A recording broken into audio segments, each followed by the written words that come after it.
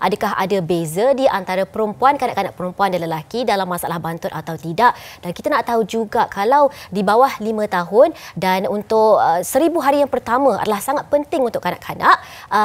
Sampai bila jika seseorang kanak-kanak itu mengalami masalah bantut, sampai umur berapa mungkin mereka terpaksa melalui kondisi sebegini?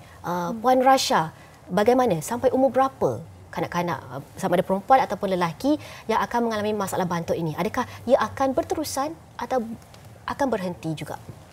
Okey, seperti mana yang doktor sebutkan tadi, memang 1000 hari pertama kehidupan tu sangat penting. Maksudnya jika kita nak mengatasi masalah bantut tu adalah daripada sehinggalah umur 2 tahun ke bawah. Yeah. Tetapi kita juga perlu maklum bahawa pertumbuhan kanak-kanak itu pesat pada waktu itu, 1000 tahun pertama.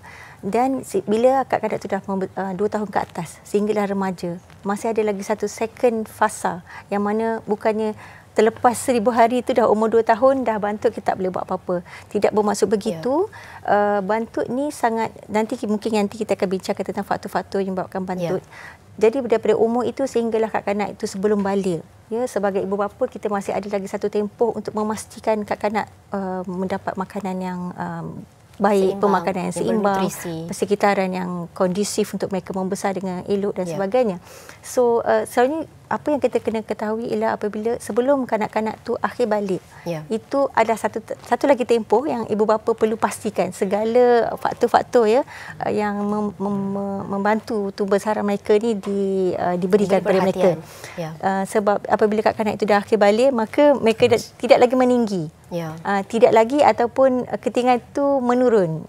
Tahap ketinggian tu kan, kadar kenaikan tinggi tu menurun. Gitu. Kita nak tahu juga ciri-ciri kanak-kanak yang terbantut ini. Mungkin pada persepsi pertama kita ada ciri-ciri adalah fizikal, luaran, Dr. Faizal.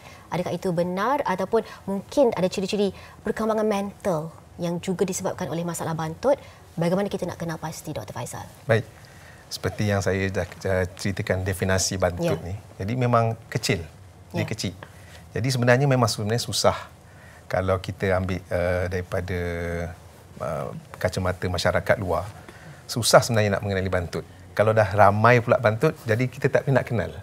Jadi sebab tu pentingnya dipanggil tu kena datang untuk pemeriksaan di KK, sebab kita akan ambil ketinggian, berat, semua sebenarnya daripada situ. Sebab daripada rupa fizikal, kalau kita cerita bantut sahaja, stunting, kanak-kanak normal boleh jadi bantut jika nutrisinya kurang.